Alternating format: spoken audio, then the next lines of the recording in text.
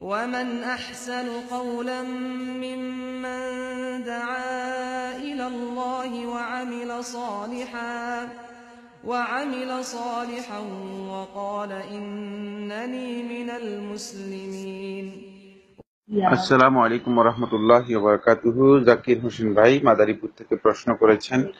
আপনি বলেছেন যে যে দেশে আল্লাহর আইন প্রতিষ্ঠিত নেই সে দেশে সম্পূর্ণরূপে আল্লাহ তাআলার বিধান অনুযায়ী নিজের জীবন যাপন করা সম্ভব কিনা, আর যদি সম্ভব না হয় তাহলে বাংলাদেশে যেখানে আল্লাহর আইন প্রতিষ্ঠা নেই সেখানে আপনাদের কর্মসূচি কি? প্রথম কথা হচ্ছে, আল্লাহর আইন যদি কোনো দেশে অথবা কোনো ভূখণ্ডে না থাকে কোনো সন্দেহ নেই সম্পূর্ণরূপে সেখানে আল্লাহ রাব্বুল আলামিনের বিধান সমূহ বাস্তবায়ন করা সম্ভব নয়। কিন্তু ব্যক্তিগত পর্যায়ে যে বিধানগুলো রয়েছে সেগুলো পালন করা বৈধ এবং পালন করা সম্ভব। কারণ কিছু বিধান রয়েছে যেগুলো ব্যক্তিগত পর্যায়ে, কিছু বিধান রয়েছে যেগুলো রাষ্ট্র সংশ্লিষ্ট বা রাষ্ট্রীয় পর্যায়ের। রাষ্ট্র সংশ্লিষ্ট বিষয়গুলো তখন ব্যক্তির দায়িত্বের মধ্যে অন্তর্ভুক্ত হয় না। যেমন ইকামাতুল হুদুদ, হুদুদ কায়েম করা, এটি ব্যক্তির দায়িত্বের মধ্যে আসে না। যেমন ইকামাতুল জিহাদ, জিহাদ প্রতিষ্ঠা করা, মানে এটি ব্যক্তির দায়িত্বের মধ্যে তখন আসবে না, যেহেতু এগুলো ব্যক্তিগত বিধানের সাথে সম্পৃক্ত নয়। এর জন্য আমিরের প্রয়োজন রয়েছে ইসলামী শরীয়তের মধ্যে। এর জন্য সুনির্দিষ্ট শর্ত রয়েছে, শর্তগুলো পূরণ করতে হবে। সেক্ষেত্রে পরিপূর্ণরূপে, আপনি পরিপূর্ণ বলতে যেটা বোঝাচ্ছেন, মানে পরিপূর্ণরূপে আপনি ইসলামের সবকিছু অনুসরণ পালন করতে পারবেন না, কিন্তু ব্যক্তিগত যে বিধানগুলো রয়েছে সেগুলো আপনি সবটাই পালন করতে পারবেন। সালাত পরিপূর্ণরূপে পালন করতে পারবেন, যেটি শাহাদাতু আল্লা ইলাহা ইল্লাল্লাহ ওয়া আন্না মুহাম্মাদুর রাসূলুল্লাহ, অর্থাৎ তাওহীদ এবং রিসালাতের পরিপূর্ণ দিকটা আপনি পালন করতে পারবেন। এরপরে যে বিষয়টি সেটি হচ্ছে সিয়াম পরিপূর্ণরূপে আপনি পালন করতে পারবেন। যাকাত আপনি পরিপূর্ণরূপে আদায় করতে পারবেন, ব্যক্তিগত পর্যায়ে যাকাত সম্পূর্ণ আদায় করতে পারবেন। যদিও সরকার যাকাত আদায় করার বিধান আছে, সরকার সেক্ষেত্রে আদায় যেহেতু বিধান নেই এই জন্য সরকার আদায় করবে না বা আদায় করার প্রয়োজন হবে না। হজও আপনি আদায় করতে পারছেন। ইসলামী শরীয়তের মানে মৌলিক যে শাআয়ের গুলো রয়েছে সবগুলো ব্যক্তিগত পর্যায়ে যেগুলো আছে সেগুলো পালন করতে পারবে আল্লাহর বান্দাগণ, কোনো সমস্যা নেই। এবং সেভাবেই তো মূলত আজকে নয়, মানে বছরের পর বছর আল্লাহর বান্দাগণ আল্লাহর বিধান পালন করে যাচ্ছে। সুতরাং এটি মানে বিধানগুলো পালন করতে কোনো ধরনের প্রতিবন্ধকতা নেই। শুধুমাত্র যেগুলো রাষ্ট্র সংশ্লিষ্ট বিধান আছে অথবা সরকার সম্পৃক্ত যে বিধানগুলো রয়েছে যেগুলোকে আমল জিমাই বলা হয় থাকে, যেটা হলো মানে সামগ্রিক অথবা রাষ্ট্রীয় যে সমস্ত দায়িত্বগুলো রয়েছে সেগুলো বাস্তবায়নের ক্ষেত্রে আপনার জন্য অথবা সাধারণ মানুষের জন্য সেটা কঠিন হবে।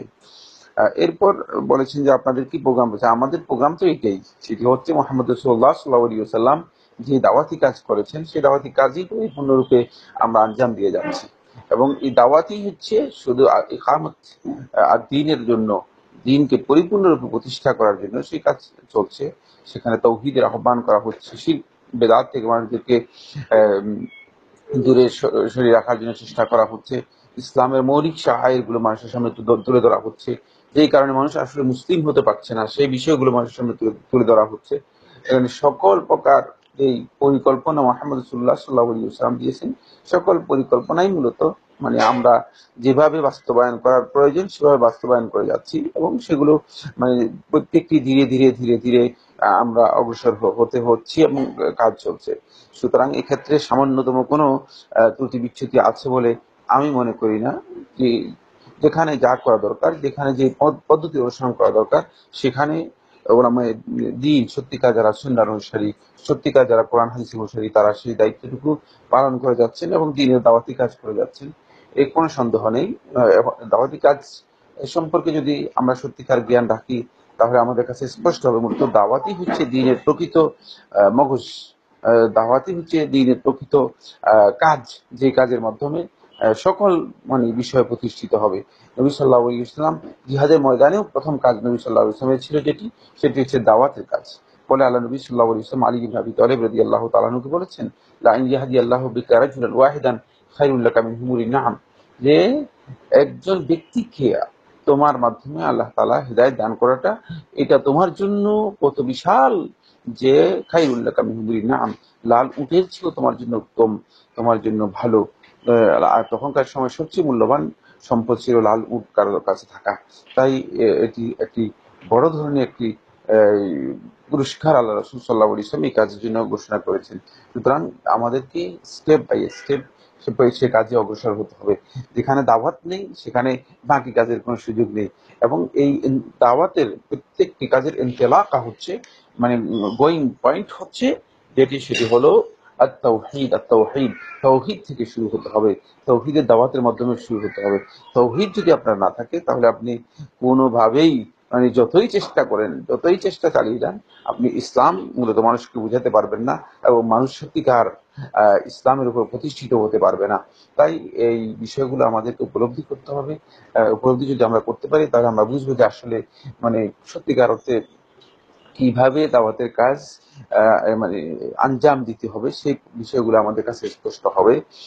দাওয়াতের কাজ শুধুমাত্র হইচই করা নয়, দাওয়াতের কাজ শুধুমাত্র লাঠালাঠি অথবা হানাহানি অথবা এই, কারোর সাথে ঝগড়া বিবাদে লিপ্ত হওয়া অথবা যুদ্ধ বিগ্রহে লিপ্ত হওয়া, মানে এটি দাওয়াতের কাজ। শুধুমাত্র এই কাজটি মানে দাওয়াতের কাজ এটা মনে করা সঠিক নয়। দাওয়াতের কাজের অনেক হেকাম রয়েছে, অনেক জ্ঞানপূর্ণ সিস্টেম পদ্ধতি রয়েছে, যেগুলোর মাধ্যমে মূলত দাওয়াতের কাজ করা হয়ে থাকে। আজকে একদল লোক ইসলামের কিছুই জানে না, ইসলাম সম্পর্কে কিছুই জানে না, আল্লাহ তাআলার হক সম্পর্কে কিছুই জানে না।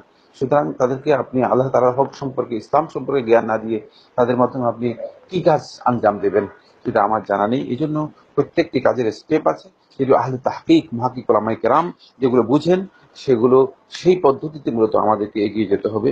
আপনাকে অশেষ ধন্যবাদ। আল্লাহ সুবহানাহু ওয়া তাআলা তৌফিক দান করুন যেন আমরা ইসলামের মৌলিক বিষয়গুলো বুঝি এবং সেই অনুযায়ী নিজেদের আমলকে পরিবর্তন করার জন্য চেষ্টা করি। আমরা দাওয়াতের সাথে নিজেদেরকে সম্পৃক্ত করি। দাওয়াতের পাশাপাশি আমরা ইসলামী শরিয়ার যে মৌলিক শাআইরগুলো রয়েছে সেগুলো মানুষদের কাছে তুলে ধরার জন্য চেষ্টা করি।